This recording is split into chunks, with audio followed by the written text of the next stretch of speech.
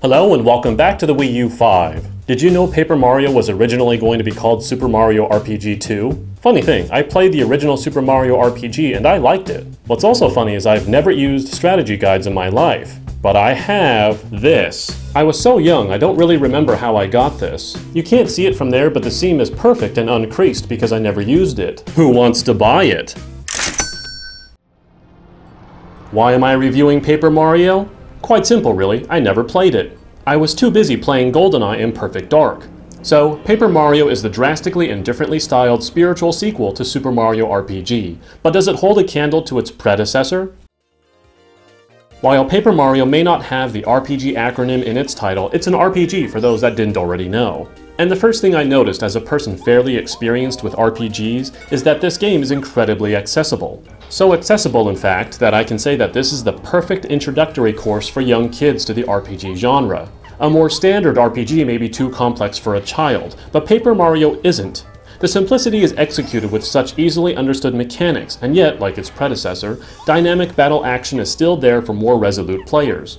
I should note that dynamic battle actions for attacks are reliable, but sometimes have an unfair defense window.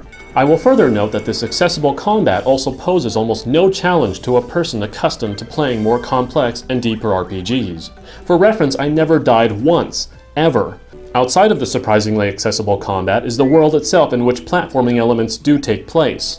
These are assisted by your companions in many situations. And in speaking of companions, I dare say this lineup is actually better than Super Mario RPG. It may lack original characters, but is made up for in creating original characters out of non-original characters. That may sound confusing, but if you play Paper Mario, it will make absolute sense. Add to that some light puzzle solving, and I can't help but admire the work that was put into this game. Then sprinkle some silly but fun minigames on top of that, and it's one damned fine and fun RPG recipe. Though, Anita Sarkeesian might consider this game sexist, because Princess Peach is in the kitchen.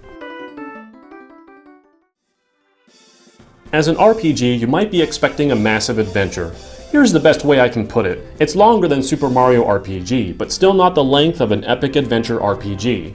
The other thing is that there's not a whole lot to do on the side, so it really is primarily a single playthrough type of game. At the same time, I have to credit the length for being fairly straightforward. There's really no grinding, the fetch quests are fairly short, and the bulk of dungeons is fighting and platforming. In other words, no fluff.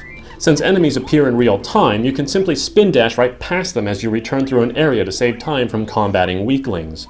Essentially, even compared to games of its time, Paper Mario was a little thin on the content side, but not in a hollow sort of way.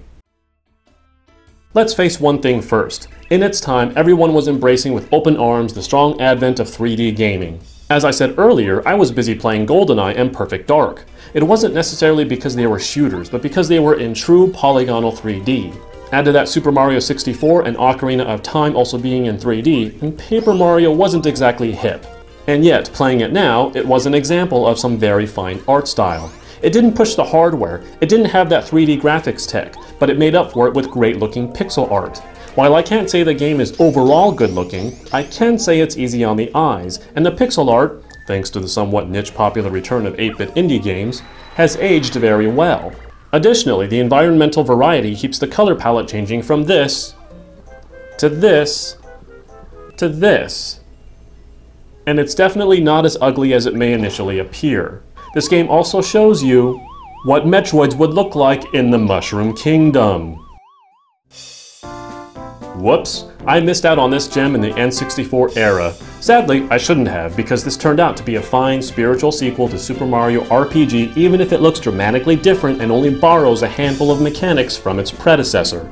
Its highly accessible combat is a double-edged sword though, offering an entry-level RPG that I highly recommend as a tool to introduce kids to RPGs, but unfortunately allowing more experienced RPG enthusiasts to, quite literally, never feel the thrill of being overpowered by the enemy. It also doesn't make use of the 3D hype the N64 was getting the world excited about, but the pixel art was styled such that it's still easy on the eyes this many years later. I give Paper Mario a 9 out of 10. That's it for today. Subscribe for more Wii U content delivered directly to your retinas. I'll see you next time on the Wii U 5.